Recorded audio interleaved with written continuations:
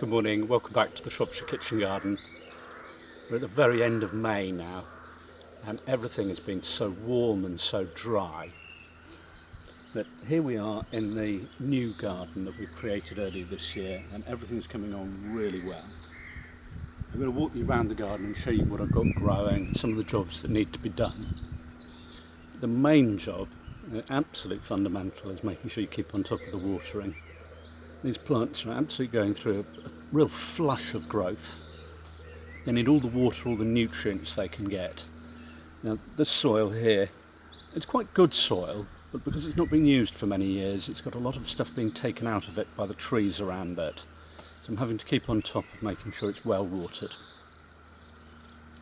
So in the first bed we've got here, we've got runner beans.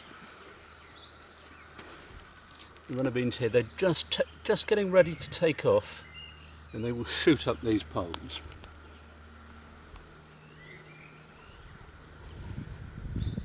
And next to them we've got broad beans. These have got maybe another 12-18 inches to grow and then they'll start flowering. They'll need a little bit of support just so they don't blow over in the wind. We've then got French beans. These are dwarf French beans, so these will only grow to about this kind of height. And then behind them I've got the peas.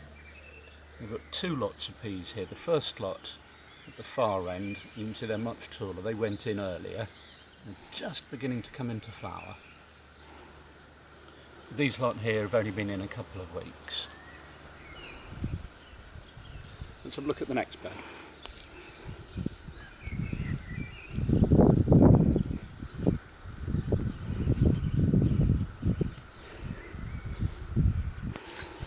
Here we've got sweet corn, maize. This will end up being 5 or 6 feet tall. Now the ideal thing with maize is to grow them in blocks of about 3 plants by 4 plants, no more than about 12 inches apart. And they'll now fertilise, blowing together in the wind. I've got some spring onions. I've got 2 rows here. The furthest bit went in earlier. And then I put a new row here, and then in time I'll put another one here. It's this idea of you need to keep sowing things. It's better to do lots of small amounts. And then behind we've got the leeks, onions and garlic all coming on well.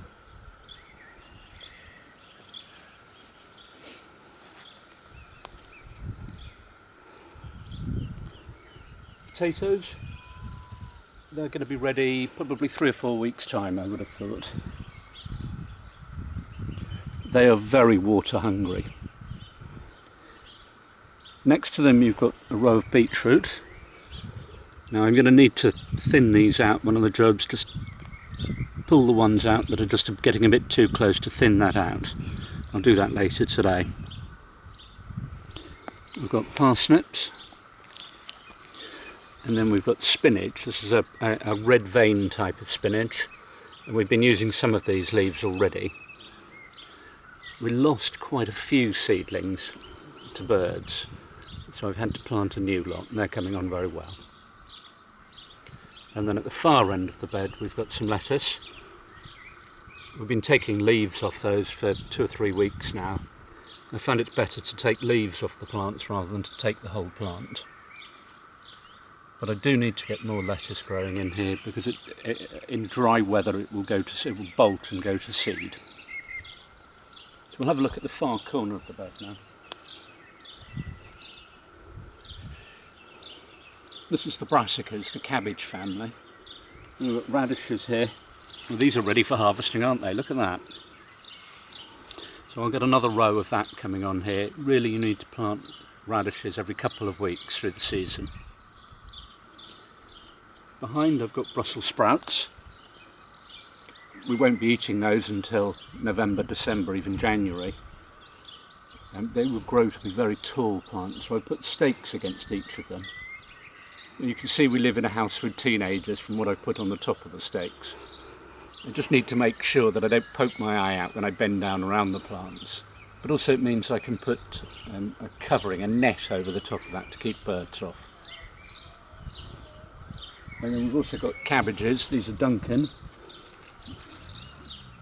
Just the beginnings of a heart building there.